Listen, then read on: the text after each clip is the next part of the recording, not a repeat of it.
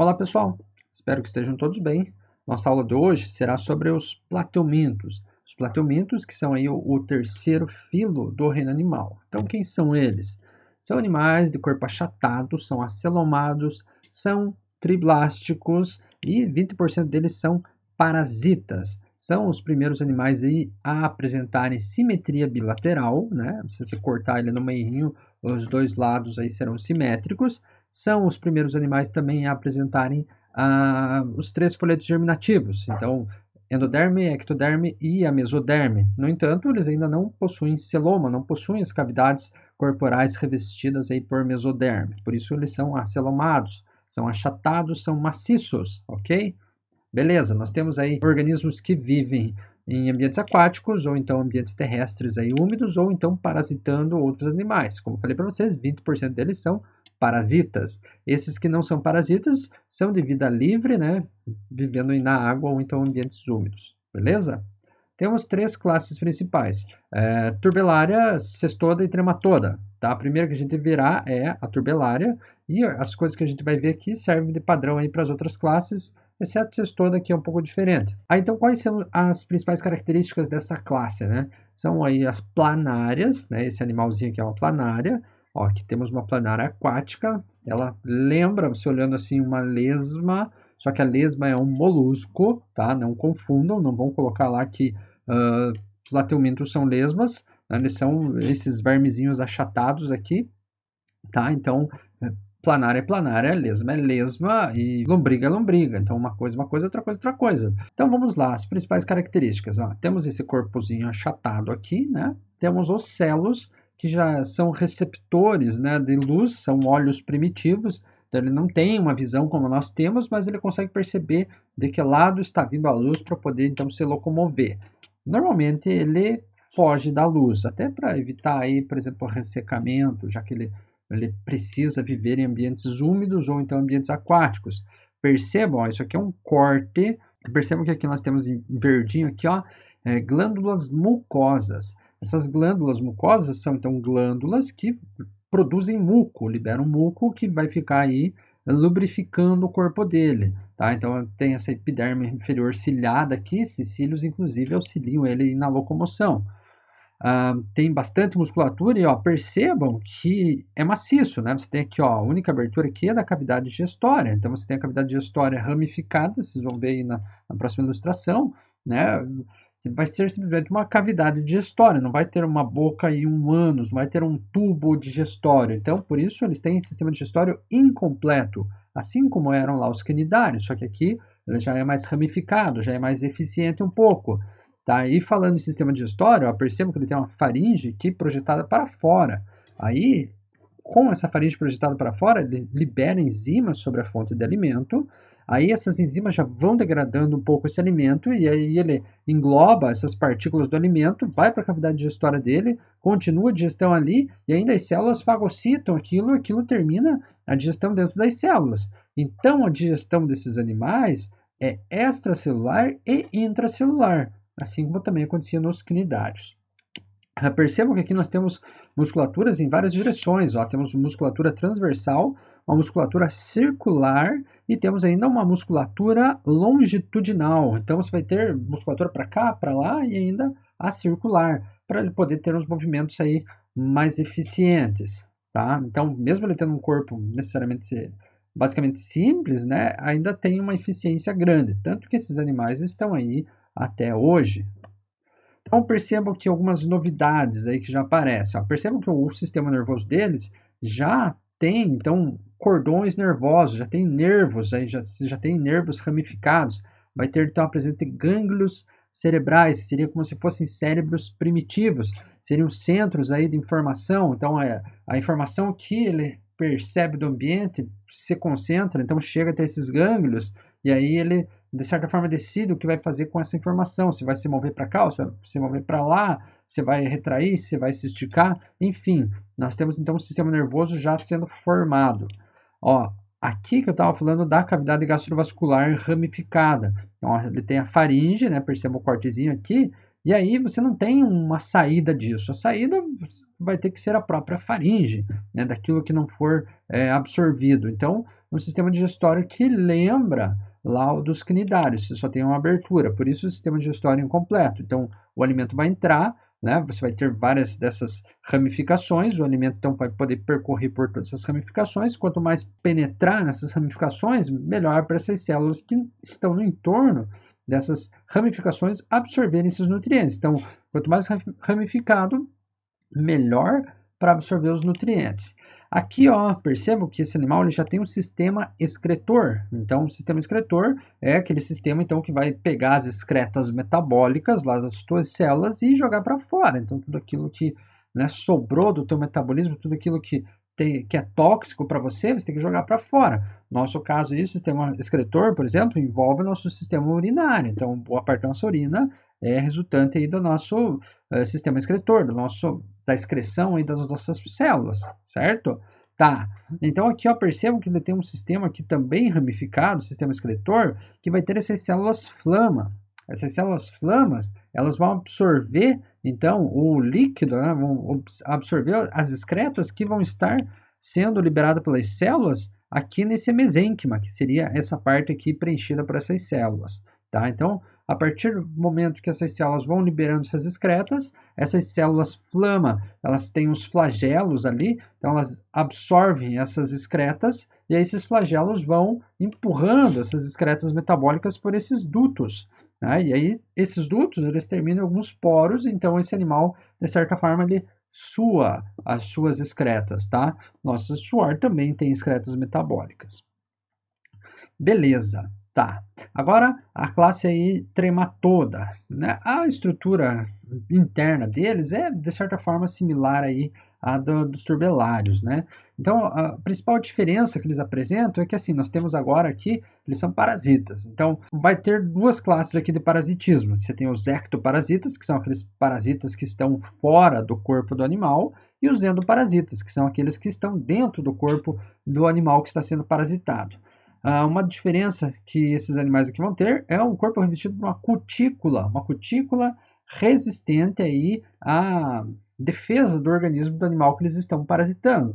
Então vamos pegar aqui o Esquistossoma mansoni, que ataca o nosso corpo, fica lá nas nossas veias hepáticas, né, nas veias lá do fígado. Nosso corpo percebe a presença dele, vai mandar anticorpos, vai mandar células ali para detonar com ele. No entanto, ele vai ter uma cutícula resistente que vai resistir a esses ataques e vai continuar vivo lá. Entenderam? Essa que seria a função dessa cutícula aí externa aí ao corpo dele. Então, imagina como se fosse uma cápsulazinha de proteção, uma película de proteção aí contra as defesas do hospedeiro a quem ele está parasitando. E esses animais aqui já terão também ganchos e ventosas para eles poderem se fixar nos organismos que eles estão parasitando. Então percebam aqui, ó, esse aqui, ó, que seria um Gyrodactylus, isso aqui é um parasita de peixe, tá?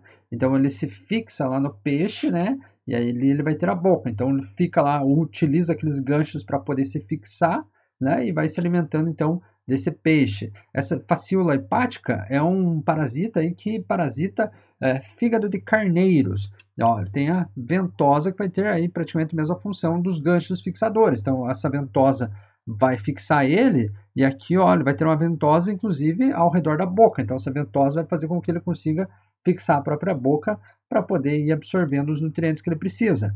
Nosso caso aqui, né, Esquistossoma mansoni, esse aqui é um parasita aí, parasita humanos, né?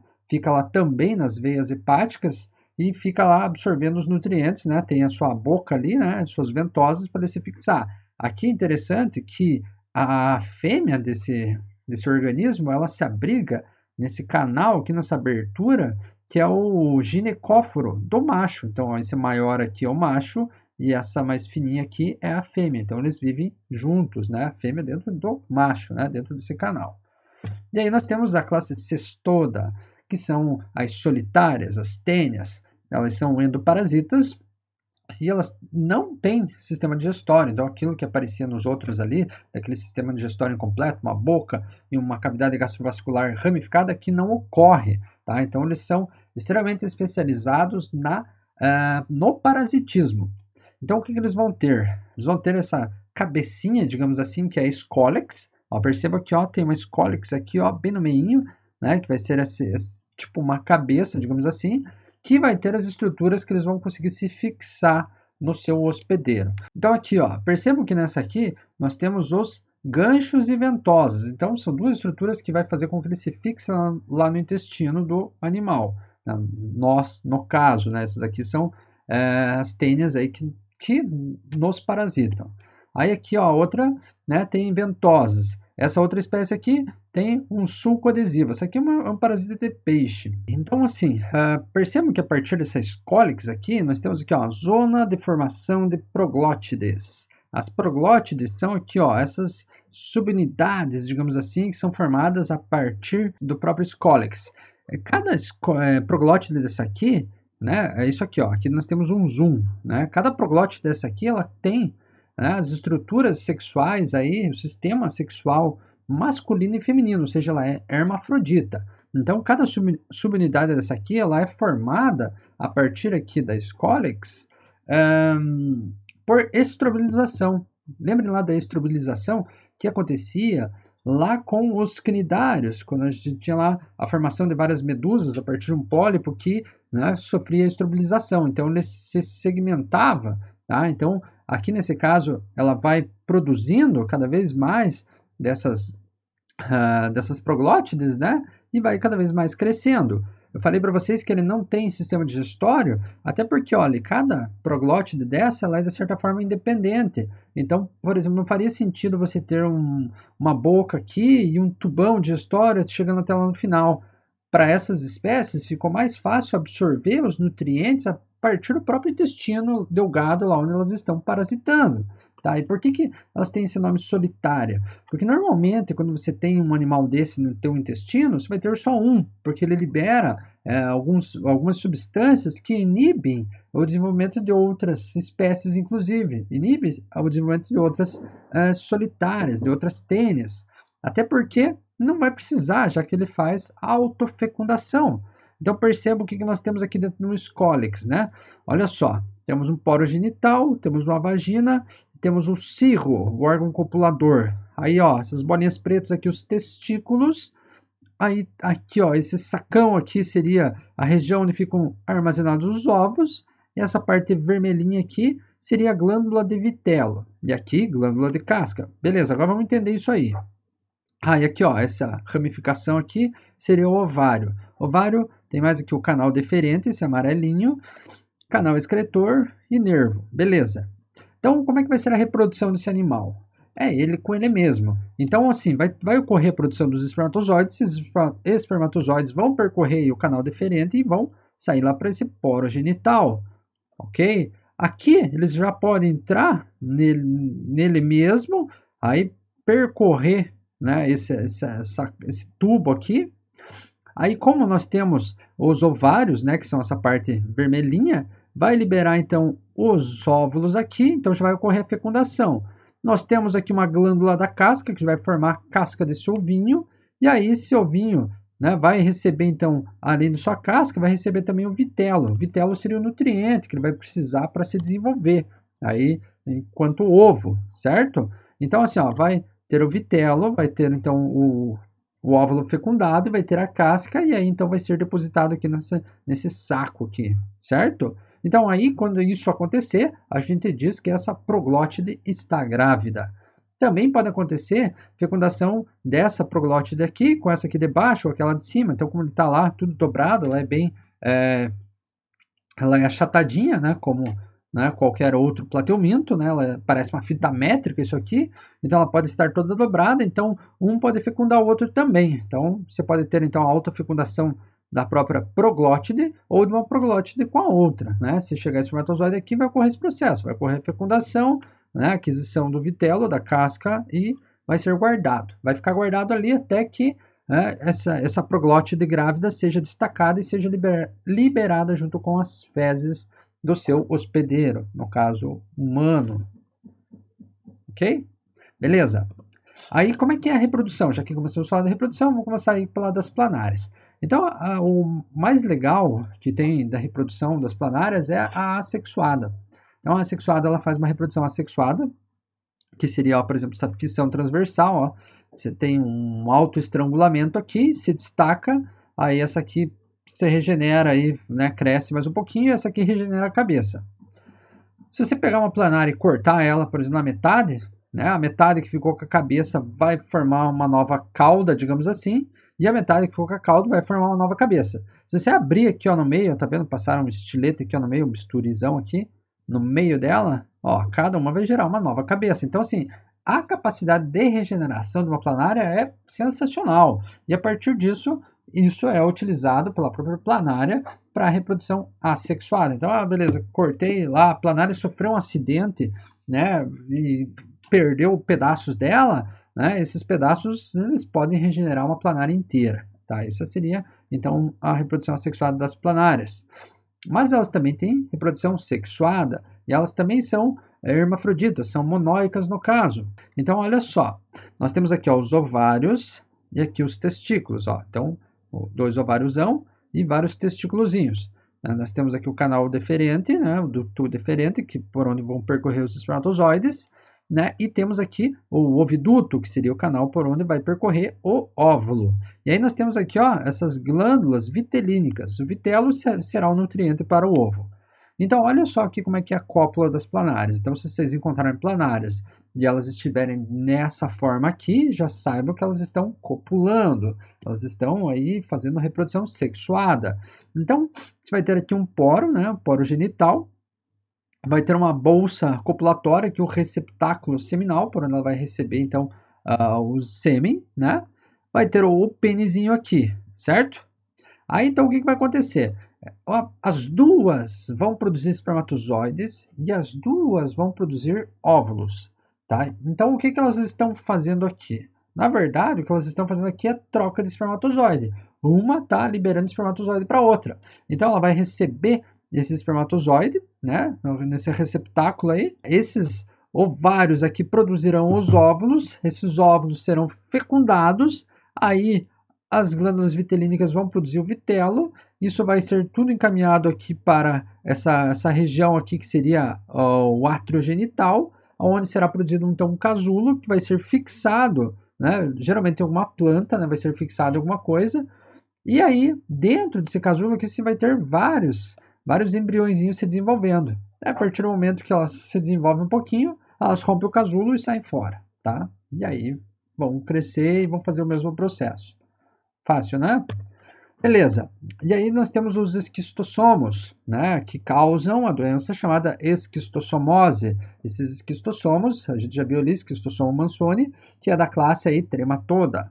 Tá? Então, olha só, aqui você tem um ciclo que envolve 2 hospedeiros. Nós temos aí o homem, que é o hospedeiro definitivo, né? O homem não, o ser humano, né, no caso, e o caramujo, que nesse caso aqui, o Bionfalaria, que é o hospedeiro intermediário. Então, o que acontece? Já falei para vocês, né, nós temos aqui o macho e a fêmea ali no ginecóforo do macho, certo? Beleza. Eles vivem lá nas tuas veias do teu fígado, então se alimentam ali diretamente onde está chegando os nutrientes. Aí eles acasalam e aí migram lá para as veias lá do intestino, para os capilares intestinais, onde vão ser colocados os ovos. Esses ovos eles têm espinhos, então esses espinhos acabam furando e caindo no intestino, né? E aí a pessoa defeca. Quando esses ovos eles caem na água, né, eles já se desenvolvem em uma larva ciliada aí, que seria o miracídio, tá vendo aqui, ó? Essa larva, ela vai ficar aí nadandinho procurando um caramujinho desses aquáticos aqui, esse Bionfalaria. Aí, quando encontra, ela penetra no caramujo. Aí, penetrando no caramujo, essa larva aqui ela vai ser transformada nesse esporocisto primário, que vai produzir milhares de células germinativas. Então, ó, a larva dentro do caramujo vai se transformar nesse esporocisto primário com milhares de células germinativas. Cada uma dessas células germinativas, no final das contas, vai dar origem a uma nova larva que a gente chama de cercária. Tá? Então, esse esporocisto primário ele acaba maturando, se transforma no esporocisto secundário. Aí, quando você tem aí esse monte de larvazinha dentro do esporocisto secundário, que são as cercárias, elas rompem esse esporocisto, rompem os tecidos do do caramujo e acabam saindo para a água. E aí eles ficam nadando, nadando, nadando, procurando uma pessoa, procurando um ser humano. Aí a hora que encontra, penetra pela pele, né, vai gerar uma certa coceira, vai percorrer aí o teu corpo e vai amadurecer num indivíduo desses aqui. E aí, todo o ciclo novamente. Tá, mas em situações que você tem, que é muito comum isso? Situações que você tem problemas aí de saneamento básico, porque uma pessoa defecar e essas fezes caírem lá na água, e a pessoa ir lá na mesma água que a outra defecou, digamos assim, um esgotão caindo lá, então é um problema de saneamento básico. Se você tem aí um saneamento eficiente, se você tem um tratamento de esgoto, se esse esgoto não está a céu aberto, não está no valetão, não está caindo lá no rio, no lago, onde o cara está lá pescando, isso não vai acontecer. Então não tem problema você sair, por exemplo, aí entrando num lago, num desses tanques aí, açudes aí de peixes aí, riozinho aí, se você sabe que não tem a liberação de esgotos ali. Agora, se você sabe que, né, nos arredores você tem lá esgoto aí, fezes caindo naquela água, você está exposto, né, está sujeito a esse tipo de situação acontecer com você, tá? Claro, esse é um problema principalmente aí, né, de países em desenvolvimento que tem problema de saneamento básico, tá? Então você vai pegar países aí desenvolvidos, países ricos, né? Você não vai ver problemas aí, por exemplo, de esquistossomose, é difícil, né? Não só por causa da questão do saneamento, mas pela questão aí de ocorrência desses animais, né? Mas entenderam, tá? Então isso aqui seria a esquistossomose.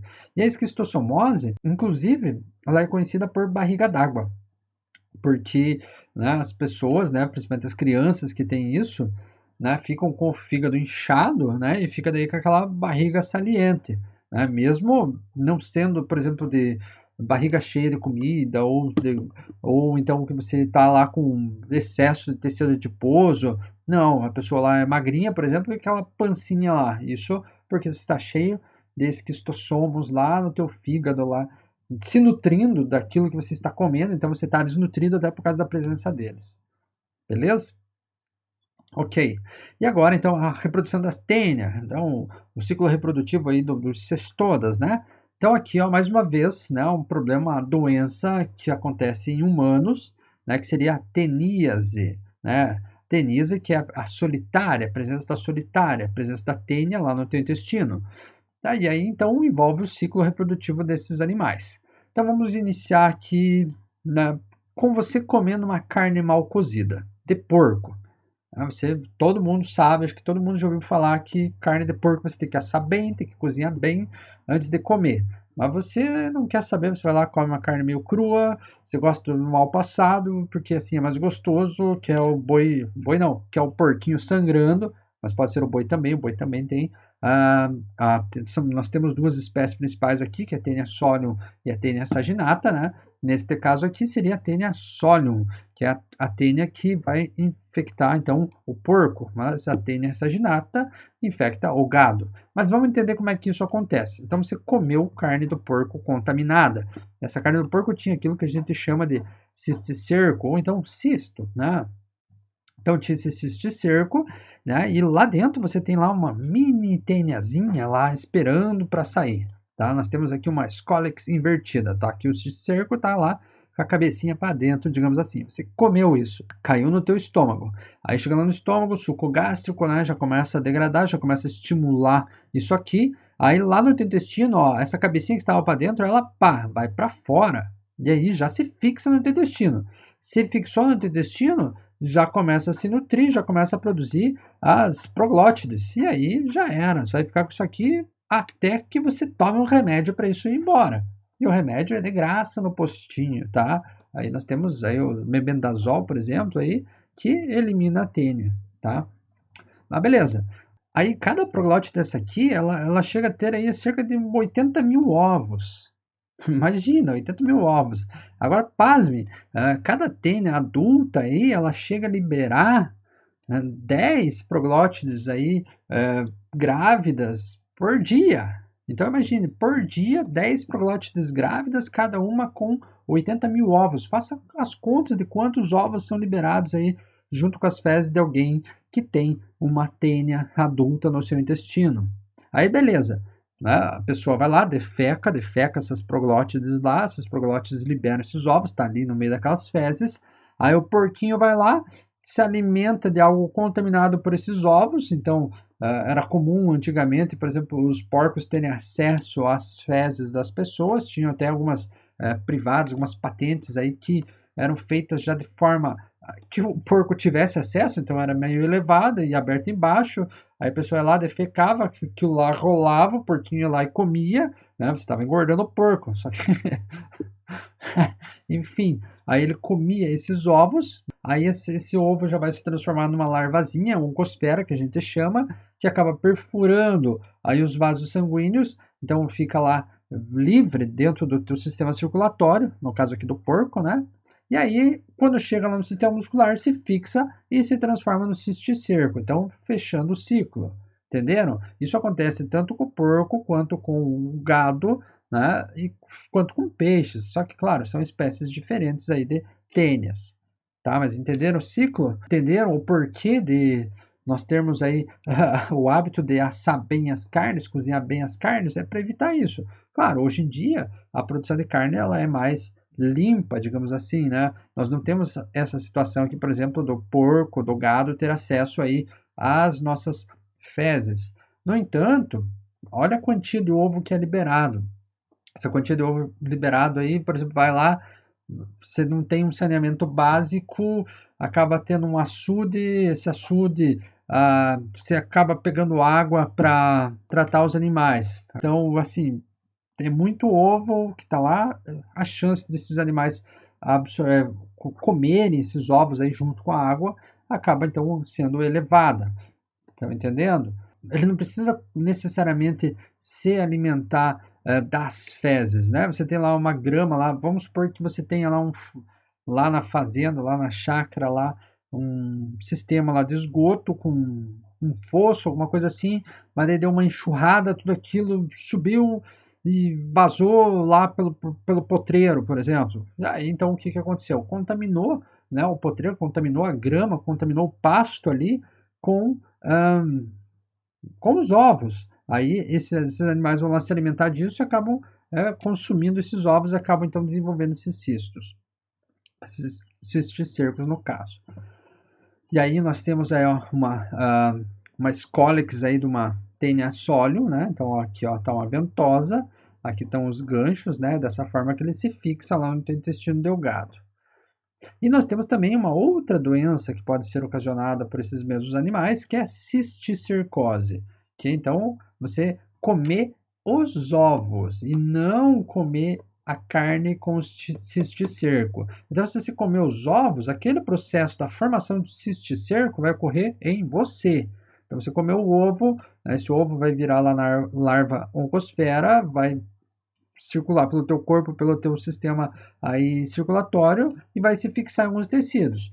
O principal problema da cisticercose é quando essas larvas se fixam no teu cérebro e lá no cérebro, então, se transforma então, nesse cisticerco. Então, ó, isso aqui ó, seria uma tomografia aí de um cérebro. Olha quanto buraquinho aqui, quanto buraquinho formado por cisticercos. Ó, aqui também temos aqui um cérebrozinho que foi cortado, né? A pessoa aí que morreu, e olha quanto cisticerco ela tinha. Como é que isso vai te prejudicar? Vai te prejudicar de inúmeras formas, né? O teu cérebro que está ali sendo detonado por causa do cisticerco. Então, dependendo da região do cérebro que está esse cisticerco, vai ser afetado de uma forma ou de outra.